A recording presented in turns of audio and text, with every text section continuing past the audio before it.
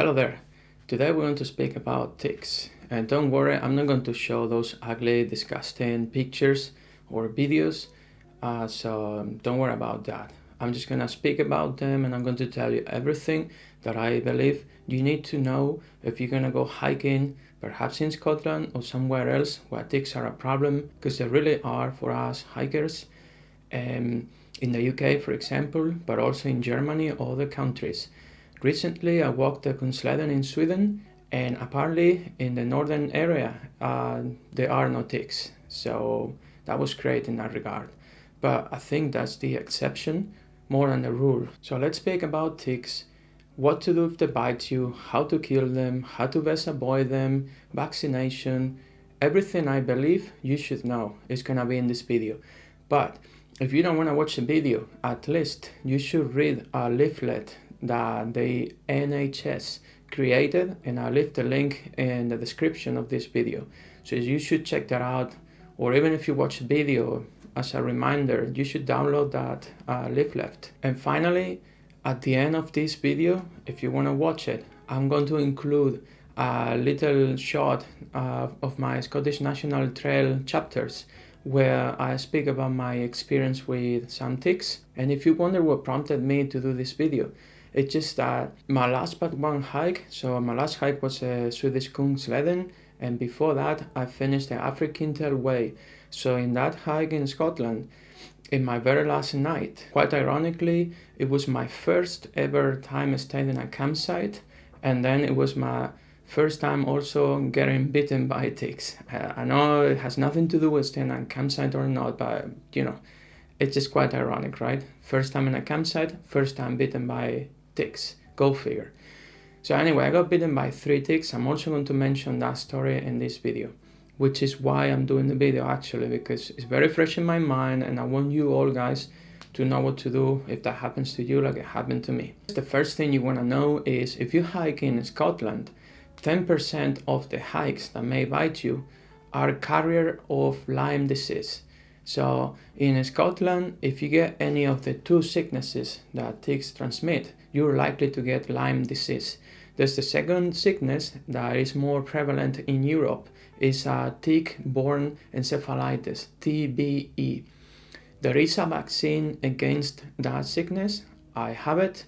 I think it's in the UK, at least in London, you pay around £100 for each shot, and you need to take 3 to be covered 90+%. And then there's some follow-up shots over the years, but I think it's worth for the peace of mind. My wife and I, recently went to Sweden. There were no ticks in the area, but if a tick was to bite us, it would likely transmit TBE, so basically it's good to be vaccinated against that sickness.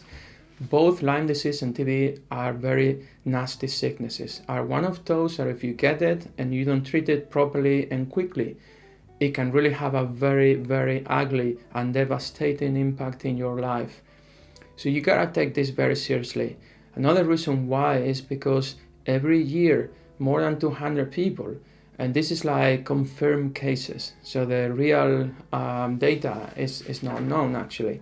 More than 200 people get Lyme disease in Scotland, and you don't want to be one of them. So keep watching, and hopefully this video helped you avoid being bitten by a tick. So what to do in order to avoid being bitten by ticks? I guess the first thing you want is to have an inner tent. That's not gonna save you, like don't get me wrong, because often you're gonna get some of the ticks attached to you somewhere outside while you're hiking, while you're taking your break, while you're setting up camp actually. And only then you're going to take them inside your inner tent. But as I agree with one of my viewers actually, and with my wife, we had the same conversation. At least you're only going to bring those ticks in, and you won't have any more ticks coming in and getting to you while you're sleeping, as it happened to me, and I'll get back to that. So first thing, an inner tent, that's going to be helpful. Second thing is you want to have flashy color clothes. This is why I bought these trousers in this sort of flashy blue, so that I could see ticks on them, and actually it proved to be very helpful because it ended up happening while I was walking the Scottish National Trail. If you want to watch that part, I will leave it at the end of this video. So my running shoes are black, And the moment I started to know about ticks and all, I thought it was such a bad decision to buy them in black. It was the only available color anyway at the time. But had I known what I know about ticks today, I would not have bought those running shoes. If they don't have any other color, I would have chosen a different model. They're just as bad, you need to take them very seriously. So now, next time I will buy this very model, but in yellow, flashy fluorescent yellow color. So if there's any ticks crawling on me, I will see them real quick. What is gonna help as well, that you tuck your socks into your trousers, like you see me doing in my videos. Basically, you also want to tuck your long sleeve t-shirt, by the way, not short sleeve, long sleeve t-shirt into your trousers. Basically, you want to cover your skin everywhere so that you don't give an easy access to ticks to you, and that involves also having maybe a cap or something. Another thing that helps is if you walk through some overgrown vegetation that sometimes happens in the trail, if you walk past some branches that hit you on the shoulders, whatever, have a tick check. So as your hiking routine, there should be a tick check. And every now and then you check yourself and you check your hiking partner if you have one. So your hiking partner is also be checking you whenever they do their tick check. So this is mutually beneficial. So every time I pass by some vegetation that is overgrown, whether it is on the ground or it covers to my body, whatever, just have a tick check. My shoulders, my shoes, my legs, my thighs, just have a tick check as a routine while you're hiking. Every time I sit down for a break, I use a sitting pad. It may not be amazing, but it may help, and anything that helps you is good. So also a sitting pad is good for other reasons, like you're not gonna get like wet your backside, or it's just good to have. So, and it's good for the ticks, I would say. So have one of those. Every time, like I try to avoid sitting where there's grass, but if for some reason you sit there, really check out yourself while you're having your picnic. Check if any ticks are already climbing your shoes or your legs or whatever. Like really, do check yourself. You can also treat your tent and your clothes against ticks. Some clothes come already pre-treated from factories, so to say, but you can do it yourself. Put the products here. It seems like permethrin is the substance that is most effective against ticks, but I guess they all are somehow effective. Now, what you need to know is that this permethrin is also effectively killing cats. So be very careful if you have a domestic cat or if you have cats around you, because this permethrin is very poisonous to them. So just be very careful. What to do if a tick bites you? So in the event that happens, and if you keep hiking in Scotland, chances are you'll be bitten by a tick sooner or later. And yes, some of you will say, I've been hiking 250 years and I've never seen a tick, whatever. So what? Does that mean they don't exist? Or maybe we should all hiking with you, So sooner or later, chances are either you get bitten by a tick, or you see them, or some of your hiking friends get bitten by them. It's just a part of hiking in Scotland or other places where are infected by ticks. So you kind of have to accept it, but you also have to do something about it. So like have a proactive attitude towards them, and this is the aim of this video, to help you proactively avoid being bitten by ticks, because these two diseases they transmit are really, really nasty, so you don't want that to happen. But if it happens, what can you do? There seems to be a sensitive time frame, which is around 24 hours. In that time frame, if you spot the ticks on you and you can remove them before that, you are already in a good track. Why? Because apparently ticks start feeding on you, and around 24 hours they regurgitate. So basically they throw up literally into your body. If the tick that has bitten you is carrying a disease like Lyme disease, then is when they transmit it to you, but not before. And that's why it's crucial that you spot them soon enough and you will have them removed soon enough. How do you remove them? So apparently the best practices are with this card, and I think Mitch's has one of them, but it can be any other. Like they're very popular in Sweden, I think. So that's a card that removes the ticks, or there is these tweezers that have a flashy color. They're pretty good also for that, apparently. Personally, I grew up with 2 dogs, and I'm familiar with ticks because I used to remove them from them just with a bit of toilet paper and my own fingers, and that worked well in the past. And lately, what I did when I got bitten, I just used a knife. But this is probably a lousy system, and you're better off if you don't have experience with ticks and practice. You're better off with the card or the tweezers. Once you remove the tick, should you just throw it away, or how do you kill it? So it is the best practice, apparently, to just put the tick in a scotch tape or in a zip bag if you don't have a scotch tape on the trail, anywhere that basically will kill the tick, because if you wrap it in a scotch tape or in a zip bag, the tick will die eventually. And the good thing that has, and that's why to me it's like kind of convincing me, the symptoms may appear even after 3 months. So you get bitten by a tick, and after 3 months you get the symptoms never before imagined. So it's good if you have your tick with you in this zip bag or with a scotch tape. When you get home, you can put it in scotch tape.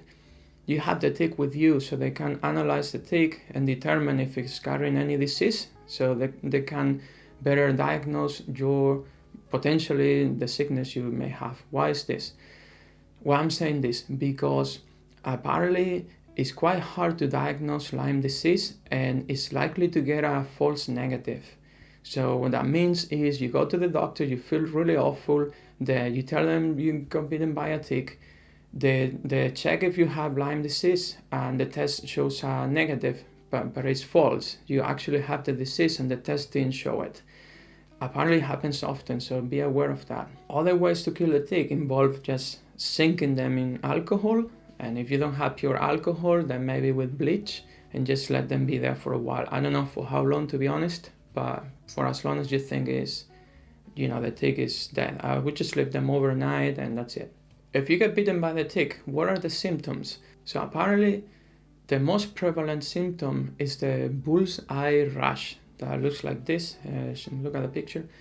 So, but that can appear even up to 3 months after you've been bitten by the tick, and obviously appears around the place where the tick bit you, where you removed it. And usually symptoms may appear between 1 and 4 weeks after you've been bitten. So in general, you could say that you're on the safe side if after like about a month, nothing has happened to you, but you need to be aware that this bullseye rash may appear up to 3 months after you've been bitten. So yeah, I guess after 3.5 months, you could say nothing happened to you after being bitten by a tick, but not before. So yeah, it's this serious. By the way, do not squeeze the ticks in order to kill them, because if they're carrying Lyme disease, they can transmit it to you if you do that. Obviously, if you're using gloves, it's different, but in any case, that is not an effective way to kill the tick. So maybe try some of the others I mentioned, and you're better off. Usually, if you get bitten by ticks, it's a good practice to wash your clothes. Now, how you do it? So to kill a tick, which is another method, put your clothes first in a dryer with heat. So ticks apparently need humidity to survive. That's why they proliferate, for example, in Scotland or in the UK, because the weather is humid. So if you put them in the dryer, apparently it kills them.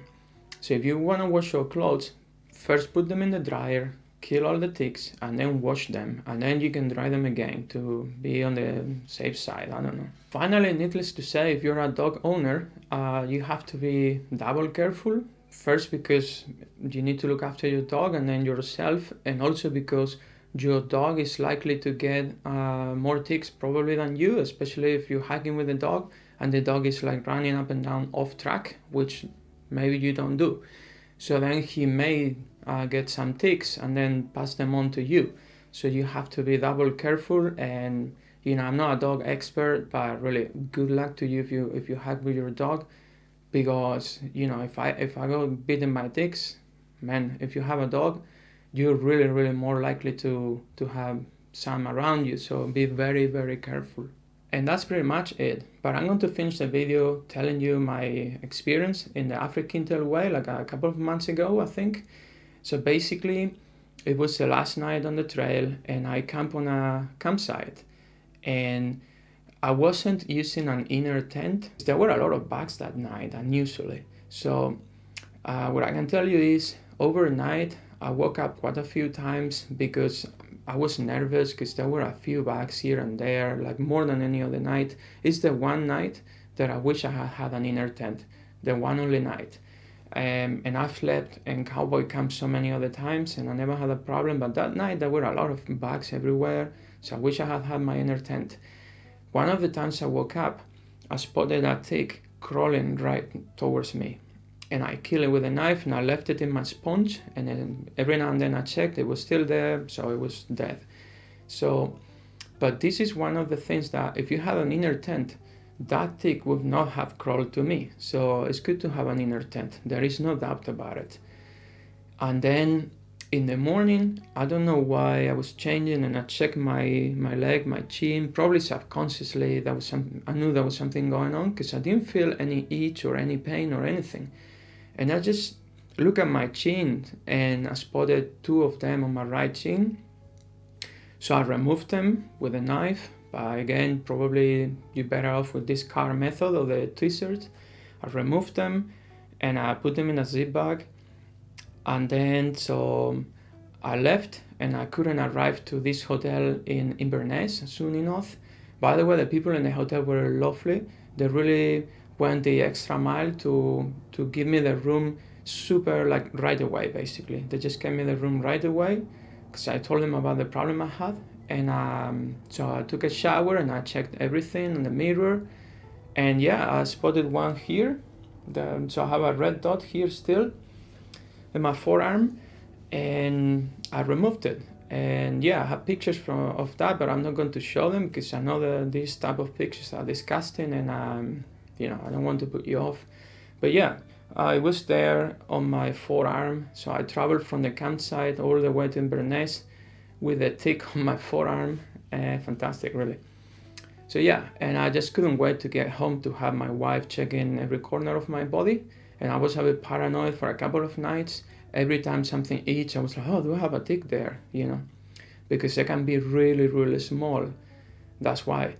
And anyway, it was a really nasty experience. You start like thinking whether you should go to the outdoors or not, you should quit hiking. But of course, you cannot let that thing get to you that bad because, you should take as much caution as you can and then be ready to do what you have to do if you get bitten by ticks. I'm saying this because the day I got bitten by the ticks in this campsite, I went to the people that had camped near me and I told them so that they were aware and they could check their bodies as well, just in case. And then there was a couple of women, and one of them told me, oh yeah, me too. I had one on the neck and one on the back or somewhere, and she just took it super casually. Like if I said to her, oh, I had coffee in the morning, she was like, oh yeah, me too, I had it with milk. Seriously. And I was like, okay, like you know that they transmit this really nasty sickness, Lyme disease here in Scotland. And she was like, no, I didn't know that. I said, well, you better know that, and you better do your research. And this is not like a mosquito bites you. It's just like, this is something very serious. I went to the campsite owner because I thought he should be informed, And he took it super casually, like if I go and say, hey, there's no toilet paper in the toilets. And he just said, oh, I'll go and replace it. So it was the same. He was like, oh, well, yeah, it just happens. Every time I go and hike, it happens to me every second day, whatever. I'm so used to it. I was like, good luck. Yeah. So yeah, don't be one of those, because then you end up being one of these 200 people that get the sickness every year, and those are confirmed cases again, so the number probably is a lot larger. You don't want to be one of them, so don't take it so lightly and do something about it. I hope this video has been helpful. Do your own research anyway, inform yourself, because this is a very serious thing. But of course, keep enjoying the outdoors because you can do so, you just need to be cautious. If you have a comment, drop it in the comment section down below. I always get back to people, as you know. And if you want to subscribe to my channel, then do so.